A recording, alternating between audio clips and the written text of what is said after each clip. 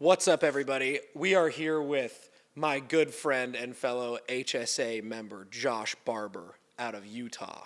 Josh, give us a brief rundown. What exactly does your business do, and how old are you? Yeah, so I'm 23 years old. We mainly focus on just window cleaning. We do a little bit of gutter cleaning, but mostly window cleaning, and then we do Christmas lights. Nice. Okay, so bread and butter's windows. Yeah. And then you'll get into gutters and everything else, and you're out of Utah. Yep. So let's start with, I think it's really interesting. The reason we want to have you on is you're one of the rare people in the group that actually built a sustainable business while in college. And what I mean by sustainable is you actually got a tech early to actually do the fulfillment for you. Yep. So let's start with, like, when you start off, you're doing everything yourself and you're in college. What does the day-to-day look like as you're going to class, going to school, and then also getting an exterior cleaning, window cleaning business off the ground? Yeah. Last year was a little bit tough because I went through the whole summer just myself being the tech and doing all the sales, all the marketing, everything. And then school started and it was a little bit rough. You had to do kind of best of both worlds, doing 18 credits, so it wasn't fun. But this year we got a tech, and it was just night and day difference because now my time is significantly freed up. I'm not spending hours on a house, and so it's nice because the hours I would probably be cleaning is now I'm just doing a little bit of school, homework, classes, whatever, and then spare time I have, I'm marketing, selling, Right. doing everything else. So Okay, so like when you were doing everything yourself and didn't have a tech, you were going to school, what, 20 hours a week? something like that. And then yeah. every other waking second you were marketing or doing cleaning. fulfillment. Yeah. I did a little bit of online classes, so some of it I was like just 8 o'clock at night till like 10, 11. Okay.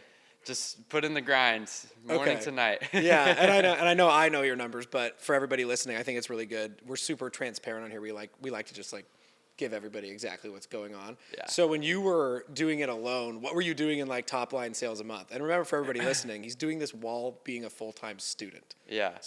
So last year, what we were probably doing like most months about, like during the summer, it's probably around 10K a month. And then as school got into it, it's probably closer to like, 8 to 10-ish still.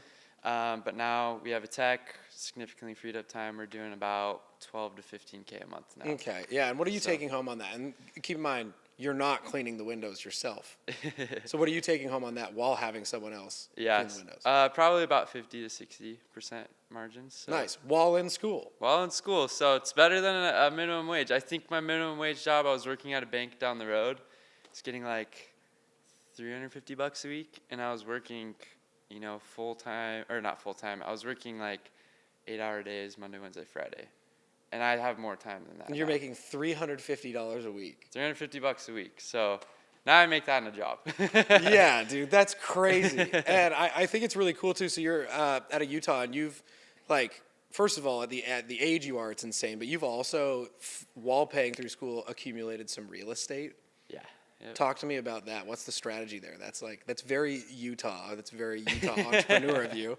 But like, okay, so you're focused on like the long-term plan is get your education, accumulate real estate, grow the business. Yeah. So business funds the real estate ventures. Yes. Okay. Yeah. So I mean, my original plan is I love real estate. I did door-to-door sales. It's a Utah thing.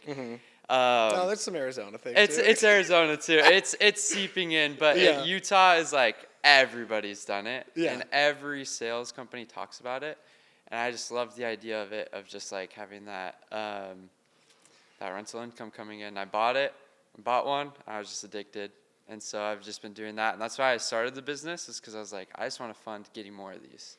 Okay. Like it's so nice having just that passive income, or I guess it's not really passive. Yeah, that's a myth, right? It's a myth. It's a myth. Passive. There's no such thing. It's significantly easier, but it's still active. Okay, and are you going multifamily? Are you buying like single family and you're renting them? What are you buying? Yeah, we're buying single families right now, but we want to get into multifamily. And are they in Salt Lake City? No, they're out in the Midwest. They're out in Ohio. So they cheaper houses out there? Is that why? Yeah, significantly cheaper. So great cash flow. Love it. What do you mind sharing? Like, what was the first, like, how much was the first house you bought? Because most of the time, like, if a lot of the time the guys think in Arizona, or if they're in Salt Lake City or somewhere else, that means like they think they have to buy the house in their market. Yeah. So, And that's how are you finding these deals out there? Yeah. And then what was the first one you bought? Yeah, so that was the myth I thought too, because I, for you guys, if you don't know loans or anything, there's an FHA loan where you can put significantly less down. And so that's what we were looking to do. But out in Utah, it's like cash flow is just, it's very, very hard to come by because it's just super expensive out there. And so we were looking in Utah like crazy, but just the numbers, for us at least, didn't make sense. And then one of our realtors was just like, why don't you look at Ohio? Like, have you ever looked out there? And we're like, well, no. And we looked out there, and it was just, yeah, it was significantly cheaper. Like, I think the average home price in Utah is like $400, $450, something like that. And Ohio, we got, our first property was $97K, I think. And our second one was $92. So it's significantly cheaper, and we're putting 20% down rather than just that 3.5. Dang, dude, that's crazy. That's super cool. Yeah. Yeah. And so, man, that's awesome. And so to change gears a little bit, I want to go back to like what the plan is. So you're going to graduate when? Next spring, some early May.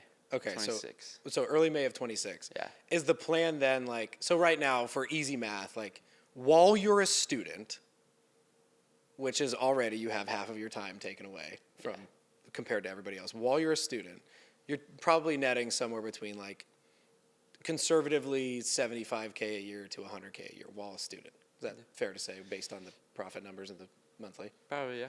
So once you're done being a student, are you going all in on the exterior cleaning business? Or are you going to go use the degree somewhere else? Like, what are you going to do? That's the question. So we're kind of like, we just want to get out of Utah.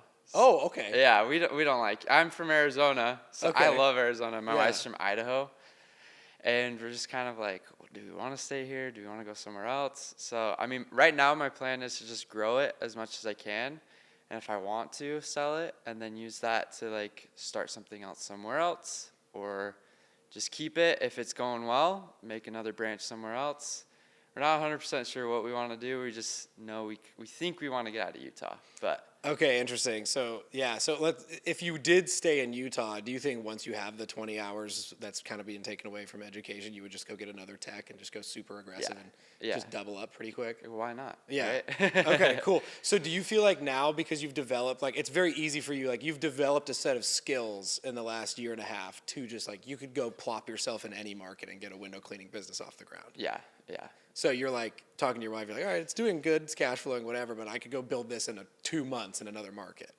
Probably, yeah. Yeah. Okay, so let's talk about it. Like if you're going, let's pretend you're like, all right, honey, we're going to Arizona, right? Yeah. Where do you start? So you go to Arizona, you get a new spot, you're opening a window cleaning business from the ground up. What's your like, give me step one that you would do? Step one, I don't know. I mean, we'd obviously find a place to live. I'd probably want to be not too far from like target markets. I'm okay being outside of the target market, but not too far. So places that are around, family homes or family incomes are over 100K a year. I want to stay around there. If not, I'm okay making the drive. But okay, let's dive into that. Okay. So how are you finding that? So let's say you plop yourself in Phoenix, and you're like, okay, where are you going to find that? So Phoenix, I know pretty well because I'm from Queen Creek. So I just know a lot of the neighborhoods I'd probably want to target anyways, but I can't remember the website. You showed us the website. It's the like U.S. Postal Service, the EDDM thing? Yeah, U.S. Postal Service is just go find who's making the right incomes, kind of drive around the area, see if like, okay, they're making the income, but are the homes we actually want to clean? And then kind of go from there, start targeting, doing flyers, yard signs, putting up some Facebook ads. And just let it rip. So, okay. Let it rip, so you're going to go in. So, because remember, like half the people that listen to this are like, maybe they're just starting, and then the other half, they have businesses. Yeah. And so I always like to just get super in the weeds on like exactly what you would do execution-wise. So you're going to go on the U.S. Postal Service's website. You're going to sort it. You're going to type in a zip code, and then you're going to sort the zip code by like the little 4-digit sub-zips after. You're going to find like the pockets of neighborhoods that have high average income in the houses. And then for specifically windows, some of these neighborhoods, some of these areas, you don't like the way the houses are made. Yeah. Like, what does that mean?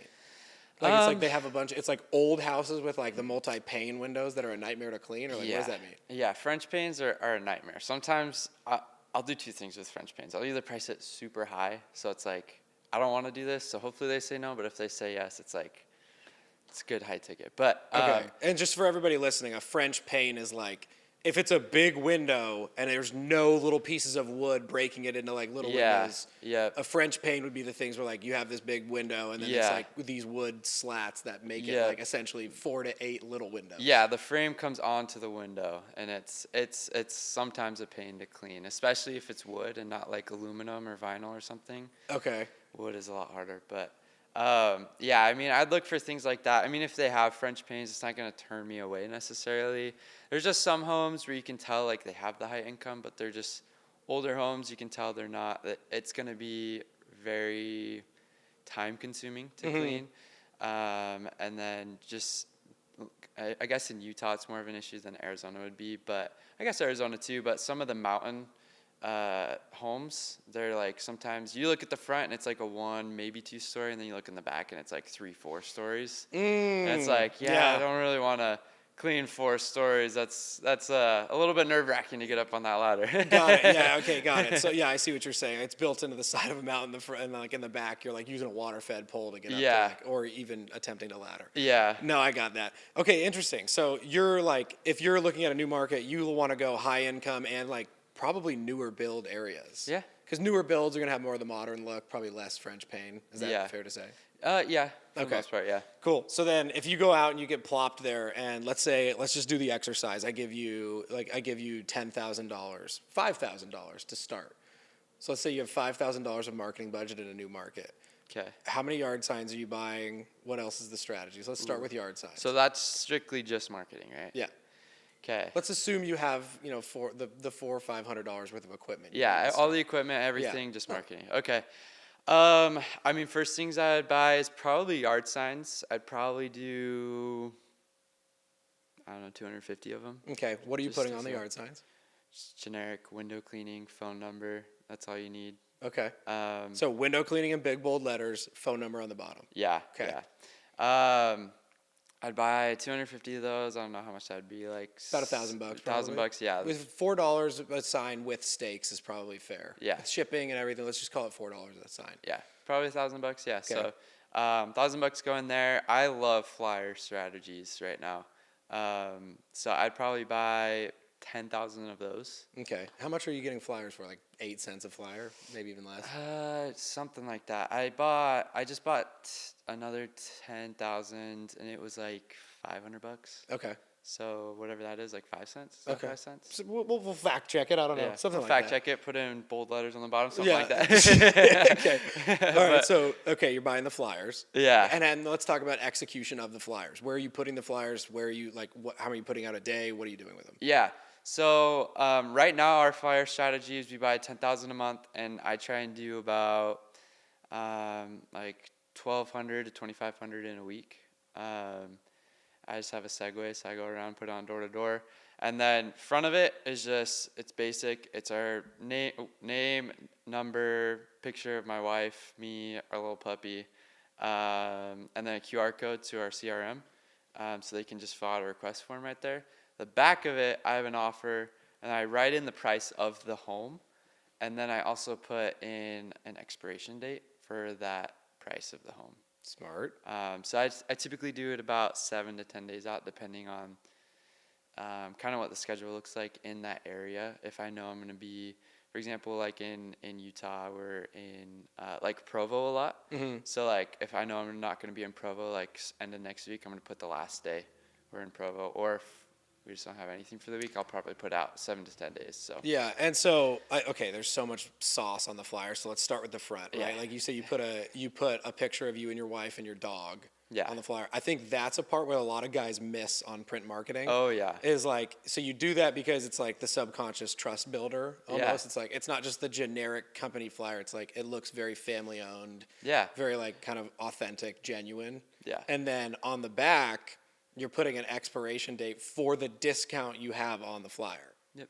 And so some people listening are going to be like, oh, but what if what if they want to use me 2 weeks later, the expiration date's, gone. Yeah. You're the point, and this is very much an HSA thing. Like we've talked about this, but for everybody Yeah. that's listening, like your point is like, no, the whole point of the flyer is to like the offer is there as like a lead magnet, and then the Yeah. expiration date is there to drive like a little bit of demand. It's like Yeah. urgency behind it. Yeah, there's urgency because if you don't put, I'd had flyers all last year that didn't have an expiration date, didn't have a picture, just pretty generic, had our name, services we did, and then like a tiny offer. I think it said like $25 off your first service. And I put out, I wasn't too crazy with them, but I think I put out like 6,000 or 7,000, and I got 3 calls total on it. These ones I put out 250, and I get about, depending on the area, about 1 to 7 calls for every 250 flyers. So it's a significant difference just doing those simple little things. Yeah. So Massive difference. yeah, I mean that like the first way doesn't even make sense. yeah, You're wasting your entire day doing flyers and hoping Yeah. you get a call after like 3 days worth of hanging them. yep. Interesting. No, that's awesome. And then, so that's like a huge strategy for you. And then once you're in these neighborhoods, you're putting out the A-frame, you're doing all that jazz. A-frame, yeah. You're getting reviews and all that. And then what is the offer on the flyer? So you said it was $25 off before. Are you still doing $25 off, or what's the discount now that you're putting on? No. So the discount we have on our flyers right now is $50 off for life, and then also a free screen clean, their first clean. Okay. And are you getting any of these people on service agreements? Yeah. Okay. So that's kind of the caveat with the for life is we come out there, we do the clean, and we say, okay, to continue to have the $50 off, you have to be on a service agreement. Whatever that service agreement will be. If you want to do quarterly, it's a little bit more, but at least a biannual, which most people, that's what they want anyways. Okay. And then you're having them sign like some form or whatever, and then you come out every 6 months. And then are you like, you're doing the first job of whatever for the discount, and then at the end of it, you're like, you like what you saw? Let's get you on it to get this keep getting the quarterlies, whatever. What percent of the much. people that go on the service plans do a quarterly versus like a biannual? I would say it's probably like 75% are biannual, and then 25 are quarterly. The thing with Utah that is kind of hard is January to March. It's pretty non-existent because it's just too cold or snowy out. So Yeah. a lot of people are kind of deterred from that. So what we've actually tried to start doing is triannuals as well, where we just skip that quarterly appointment. So it's that way we're still getting more jobs for the year, but when it's a little bit too hard to do it in the winter, we skip that. So what is it? You do like April, September, December, or like what would it? No, so a triannual, I mean, we can do it that way, but a triannual, we basically set it up as a quarterly, so we come out basically like once in spring, summer, fall, and then the winter is skipped, and we try and hope and get just people for like Christmas lights for that time instead. Got it. So Okay, Yeah. cool. And then let's jump into Christmas lights. Are you? Yeah. So after that's a subject that's near and dear to my heart. So obviously it's very natural for window cleaners. So if you're in a Yeah. cold climate, almost every window cleaner and pressure washer gets into Christmas lights to kind of offset it, everything else, right? Yeah, Because yeah. like whereas if you're in Arizona, it doesn't really matter. Like, Yeah. Same thing. But a lot of the cold climates, that's what they do. So are you selling your own book of business Christmas lights? Like you're reaching out to them pretty aggressively. Everybody that's got windows done, you're reaching out to them to do Christmas lights? Yeah, I mean, we do email and text marketing, and then every time we end, if I'm there, I need to get better with my tech on this. My tech's kind of new, so I'm still teaching him things along the way. But as we finish up, I'm like, hey, we also offer other services. So if you ever need us for like gutter clean, Christmas lights, we're your guys type deal.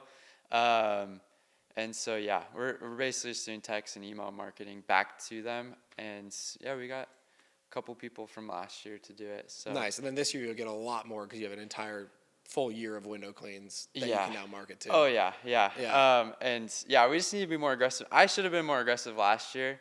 I think I talked to you a little bit about this. I was just terrified because Utah, it snows, right? Yeah. And I don't want to be up on a roof when it's just snowed and Ice. Ice, Yeah, yeah, dude. freezing. I was a little too nervous last year because I was like, what if I don't know how to do it? What if it gets too snowy and I'm going to have to cancel the appointment or just reschedule it and it's not going to work? And I was too in my head, and I did my first job, and I was like, should have done a lot more of these. Yeah, dude. So how many did you do last year? We didn't do anything crazy. I think we did like 13 jobs. That's pretty good. Yeah. Do you remember what you made total off of 13? No, I remember our average ticket was 1,800 though. Okay, so you did over 20. Yeah, probably so closer it to wasn't 30. anything crazy. I definitely should have done more, but it was just like we installed like almost end of October, and then going up to November, it was just like, yeah, marketing efforts just wasn't where it should have been, so we didn't get as many people as I we mean, that's wanted. pretty good. Most guys would kill to get 20 to 30,000. Yeah, I'm definitely happy with it. So Yeah, and then it's actually funny. I was in Utah like maybe 6 months ago or something. And I saw a lot of the new builds in Utah have these like weird squiggly line black things on the edge of the roof line, and it's like it's a heat for the snow. Is that what it is? I know what you're talking It's about. like this little like black snake that's laying on the edge of all the pitched roofs. It's like a heat strip so the snow melts. I think it's so that like stuff in the gutters doesn't get frozen in there. I don't Okay. really know the point of it. I think it looks hideous. No, but it does look terrible. It looks terrible. We said that. But I imagine that's a dream scenario if you're doing Christmas lights because you know that there's no snow on the roof Yeah. in that spot. Yeah. Is that not every house? Because we're at the neighborhood I was in, it was every house had them. I think maybe some new builds like have that as an enticing thing to put it in, but from what I've seen, no, it's not every house. A lot of Utah doesn't really have HOAs. They're just kind of wherever, but the ones with HOAs, yeah, I do see that a little bit more. Okay, so it's not like every single place you go. No, But yeah. no, I noticed it. I thought, dude, we were there when there was no snow and it was very hideous on the roof. Yeah. But it would be a dream for a Christmas light installer to know that Yeah. there's no snow hanging on the edge where you're pinning your ladder up against. Yeah. Yeah. I guess it doesn't get hot enough, but I was a little bit worried about them like melting the wire or melting the socket. But I No, guess it I don't doesn't think get they get that. hot. No, I don't so, think they get that hot. Which makes sense. It's on your Yeah. roof. So. Yeah, exactly. You just set a house on fire. Yeah. By the way, going back, so like now you're obviously gonna still go out and do some installs this year. You're gonna have your tech too. Yeah. Where did you find your tech? So for a new guy that's like starting out, that's the biggest hurdle they're gonna jump through, especially in Windows exterior cleaning, is like Yeah. hiring that first guy. So where'd you find the tech? I'm not gonna lie, I got really lucky Okay. with this tech. So I have an Indeed post up. Mm-hmm. We had a couple techs that way, and they were all okay. There was always just something, it just didn't quite work. And I'm not saying Indeed can't work. We only hired like again a handful, so Mm-hmm. the sample size isn't big enough. But he just called us from a yard sign, so Interesting. Yeah. Okay. And he called for employment from a yard sign? yeah. So our tech, a little bit of background on him. He just moved here from Oregon, and he was working for another window cleaner. Kind of same situation as our business right now, and he just wanted to get out, and so he went to Utah and he called the sign, and yeah, he was awesome. We did an interview. He's just absolute A player. Okay. We loved him. We hired him immediately. And what's the comp look like for the tech? How do you pay him? Like, how do I pay him? Mm-hmm. So we pay him 25% each job. It's pretty awesome. Our average ticket for a window clean right now, we're jumping up a ton from when we started. So our average ticket right now is about $331, and he can do a clean, depending on the home, he can do it sometimes less than an hour, but probably most around maybe 4. Okay. But most homes are about probably an hour to 2 hours. So he's Okay. making pretty dang good money. Yeah. Off that. I think that's like, I don't know, 25% of 300 is like $75. He's probably making like 80-ish. Okay, a so job. it feels like essentially like almost like a sub model. Yeah. Like you're just basically like you're just giving him 25% of the Yeah. ticket. Because we tried the hourly, but the thing we saw was like on harder jobs or just like the quality went down a little bit. Guys weren't really motivated to go quick. Mm-hmm. They just kind of were like, well, if I'm here a little bit longer, I make a little bit more money. Versus this, it's like one thing that we do as part of it is any callbacks, they're not getting paid for it. So like, for example, like if they go clean a house, they do it super quick, but the windows look just awful. Mm-hmm. It's like, and we're not paying you for that. Like you got to go back and clean it, right? Touch it up and do anything like that, and then you'll get paid for the job. Which improves quality for the first clean, and then also just improves time. They just find ways to cut time. to make it where they can do more jobs in a day. Yeah, and do you have him set up as a 1099? No. W-2? W-2. Okay, Yeah. gotcha. So he's making decent money. Yeah, he's. I think a couple weeks ago I think the average was like $35 an hour, which is insane. I was like, yeah, but every time I'm sending it, I'm like, dude, I was making like $350 a week as working at this other one, and you're working probably the same hours. So yeah, and if he works a 10-hour day on a busy day, he's getting it all up front in one day. yeah, Yeah, that's sick. That's really interesting. I think it's like on like the small scale, that kind of comp structure makes a lot of sense if you're trying to maximize the performance out of a new employee without like shackling your business to like paying somebody a flat 40-hour a rate or 40 hours a week rate without knowing whether they're going to perform. So like, Yeah, essentially, because the inverse is if you hire somebody and they completely suck and he's only getting one job done a day, you're still not going to like lose your ass after like 2 or 3 weeks because you can just let him go and be like, all right, well, you're getting paid 25%. yeah, So that makes a lot of sense. Yeah. So, okay, very interesting. Very interesting. So, okay, I'm going to go back to the marketing a little bit. So, you do the yard signs, you do the flyers, and you're going to run Facebook ads. Facebook ads. Yeah. Okay. Give us the strategy on like your Facebook ad strategy. What do you spend? Like, when you're peak into a new market, what are you spending a day on ads? I would probably spend anywhere from like $30 to $50 a day, probably. Okay. And when you're in Utah, spending $30 to $50 a day, what do you get? What's like a cost per lead and then cost per actual booked appointment? Yeah. So right now, our Facebook ad, I want to say we're getting around like $16 a lead. Mm-hmm. So, and we close, in like peak season, we're closing about half, but in like rough summertime, like July and August, we're probably closing 1 in 3. Mm-hmm. It's probably about like 35 to 45 Book job. Yeah, book job. That's really, and your average ticket's $350. 330, but 330, yeah, basically. Yeah. So you're like consistently getting like an 8 to 10x. Yeah, it's pretty nice. That's really nice. Yeah, that'll work. So, And you're running like the pretty much the strategy we talk about. You're running video mostly. Yeah. Okay. Yep, You're on video. camera. You're branded. Yep. And then how many creatives do you run when you're doing? Are you doing 3? Right now we're actually running 2. But you have the winners now. Yeah. Like you know kind of which one works and which one doesn't. Yeah, exactly. Interesting. Okay. All right, cool. So this is how I always like to end. So we've got the marketing, we've got the sales down, we've got everything else down. Now I'm going to go into like when you started it. What is one thing that you regret in the way you started the business that now you know you do any different? Probably hiring. Okay. Yeah, I just should have hired earlier. I love my wife. She is awesome. She pushes me to do a lot of things. And last summer, I just wasn't listening to her. She was pushing you to hire her. Yeah, she was like, so a little bit of background. Last summer, she quit her job, and she was helping me. And she's like, why don't you just hire somebody? Like, you could do way more with your time. And the whole time I was like, I don't know if we could do it. Like, that's a big jump. Yeah, like, it's scary, dude. I don't want to hire somebody and then, like, have one full week and then the next week be like, sorry, dude, like, I can't pay you this week. We just don't have any jobs. Right. But that's just not how it works. Like, you just have so much time you have so much off your plate, so much time to do so much other things to build the business. It was like, man, I should have done that when I started. Like, this whole week, we're at the huge right now. Mm-hmm. And this whole week, like, money's still coming in the bank account. The guy's still working. And, like, nothing's falling apart. Yeah. So it's yeah. Yeah, and I think that's the scariest part for a new guy. And so it's kind of funny on here because, we have like guests that are doing, having 9-figure exits on the podcast, and it's like it's like very it's that stuff is for most of the people listening, it's like it's very aspirational and like inspirational because like you obviously want to get proximity to that to see what's possible.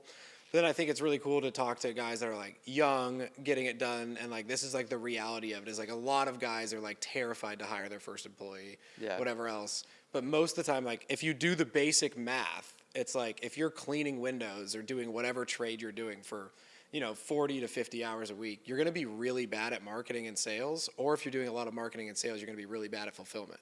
Yeah. And so you hire a tech, even if you're giving them 20 to 30 hours a week to start out, you don't have to give them 40, 50 hours a week right away. Yeah. What happened to you is then now your time is bought back and you're just doing more marketing and sales, keeping him busy. Exactly, yeah.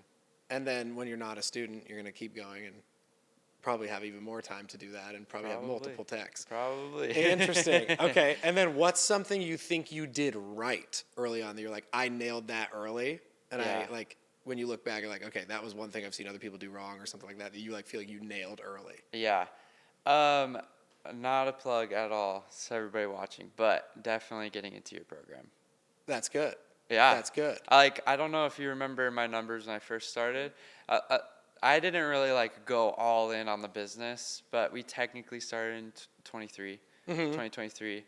And I think that first year, just by myself, doing door-to-door, also doing school and working that bank job, but I think I made like $6K, nothing crazy. And I got into HSA and 10x the whole year. Dude, I appreciate the plug, dude. That wasn't even what I was pitching, but I appreciate it. It was just nice because all these things, all the marketing avenues, I've seen it before. I've seen yard signs, I've seen flyers, but in my mind, I'm like, that doesn't work. It just doesn't work. And then the first thing you said, or the first jump start was go put out the yard signs, go get an A-frame, go do flyers, go do Facebook ads, all this stuff. And I was like, I was a little bit skeptical, but if I didn't have somebody there saying hey, it works, probably wouldn't have done it. So this is a really interesting thing about it. And this is why I think it has been so successful, is most guys know conceptually what to do. Yeah. Most guys know it's print marketing, it's ads, it's whatever else. But then when it comes to you're sitting in front of your computer on a Tuesday night and you're like, where do I start? It's the execution that people want. And then they want the support to know the little stuff hey man, I'm about to click order on the signs. How many do I order? Do I need double-sided? Do I need single-sided? Do I put my phone number on it? Do I put my logo on it? Where do I put them?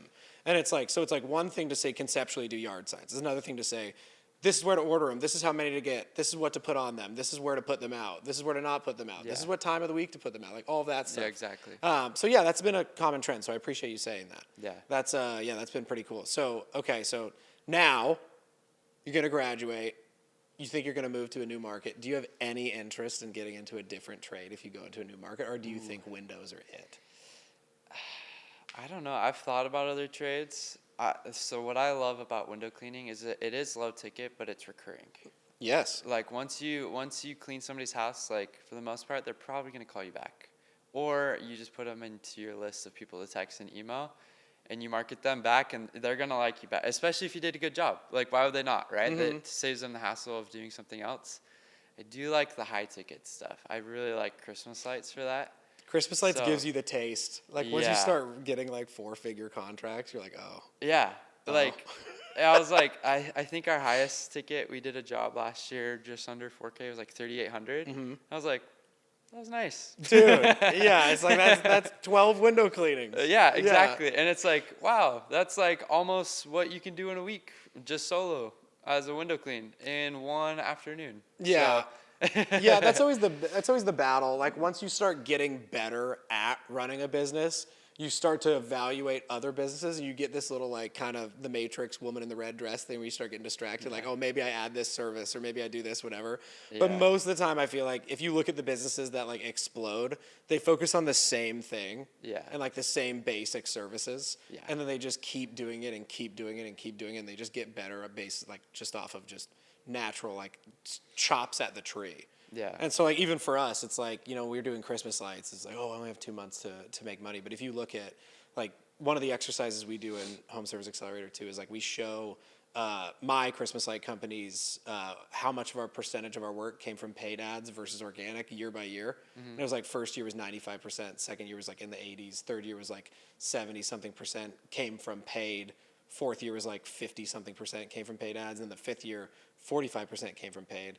55% came from organic or referrals. Yeah. And so for us, it's all that's showing is hammering and doing the same thing over and over again over a long period of time. You're just gonna win. You're just gonna build you're gonna build a massive book of business the thing I see a lot of young guys, which I think like the reason you're continuing to be successful is like you don't get distracted. Like, oh, well, this customer asked if I could do a handyman thing and I could make an extra $300 for that. And it's like, you're just going to dilute yourself. It's like not all money is good money in a business. The businesses that win do the same things over and over and over again. Yeah. Okay. So we're going to wrap it up with this. You have a new guy. You have a new guy coming into your market, and you're moving out of Utah, so you're not competition anymore. And he asks you, like, Josh, what are the 3 things that I need to do right away? What do you tell him? 3 things they need to do in the market. Yeah. First thing I'd say, just stay consistent. Okay. I'm not gonna lie. When the start of the summer, like May came, the amount of window cleaners in Utah just exploded. Oh, for sure. It was like you saw all these Facebook ads, yard signs like crazy. Like places I put my yard signs, there's probably like 3 or 4 there now. Okay.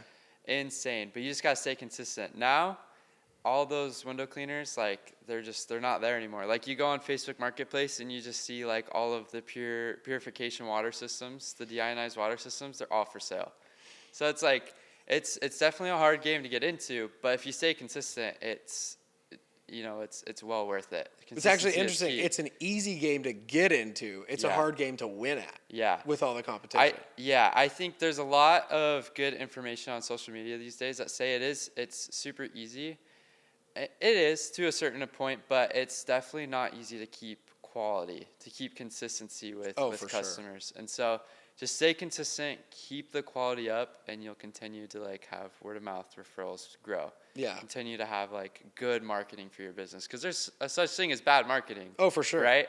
Like you did a bad job on that neighbor. Well, the other neighbor's probably not going to want you out. Yeah, right? for sure. Okay, consistency is 1. Just chops at the tree. Consistency 1. 2, like don't be afraid to invest into your business. Spend the money for marketing. That was I think to this day, the hardest decision ever spent with money, at least in the business, was the first time I bought yard signs. Because I bought 100 and I think it was like $300, something like that. Yeah. And I'm just like sitting at the computer like, is this going to work? Because you essentially have to give your business a loan from out of pocket and hope that you execute on it. Yeah. Yeah. It's like, it was nerve-wracking. It was like I might just waste $300 right now. And I'm going to have all these yard signs I don't know what to do with. And it's funny, you have to remember the frame that you're in at that point is your business wasn't working yet. Yeah. Like, and exactly. So $300 then is like, it hurts. Yeah. And now you're spending, $300 a week on Facebook ads some weeks. So now it feels like nothing to you. But in the frame that you were in then, that's a big deal.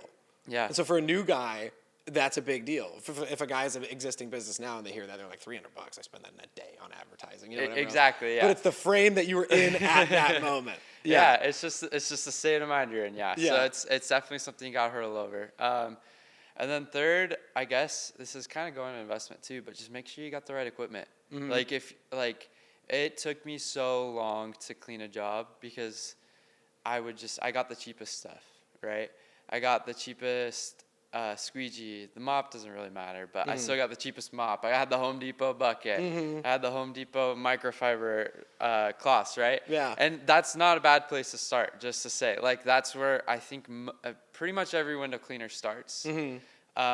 But definitely get out of that as soon as you can. Get the right equipment. Get the tools you need to make a job quicker, safer, higher ROI per job. Mm-hmm. It's just, you got to get the right equipment. Interesting. So you say, like, if you're looking at the $200 piece of equipment and you're like, oh, it's serviceable, and then the other one's $400, if they do the homework on it and really realize that the $400 one's going to be a better piece of equipment, just invest in it. Exactly. Yeah. Interesting. So there's a trend here, and the trend is don't play scared. Like, you gotta, what's the Matt Damon ads for that crypto ad? What is it? The fortune favors the bold or whatever. Yeah, you gotta put the nuts on the table a little bit. So, dude, thank you so much for coming on, man. It's been an honor becoming your friend and everything else through HSA. You were, I think in Home Service Accelerator, you were like probably customer number. I think I was first. You were one of the first. Very early. Yeah. You were at least you were one of the first maybe 15 people. Yeah, I think I was, because I joined like April last year. Yeah. Or May. Yeah. Somewhere around there. So I think you were probably like maybe our second or third window guy. Yeah. And so, dude, we appreciate it, man. It's been super cool watching you grow too. Hey, thanks. So, dude, thanks for coming on. Of course. And we'll put your socials in the bottom if you want it on YouTube and everything else. Sure. And we'll let everybody reach out to you and get some free advice. Okay. Not much advice, but All right, man. Cool. Thank you, man. We're of good. course.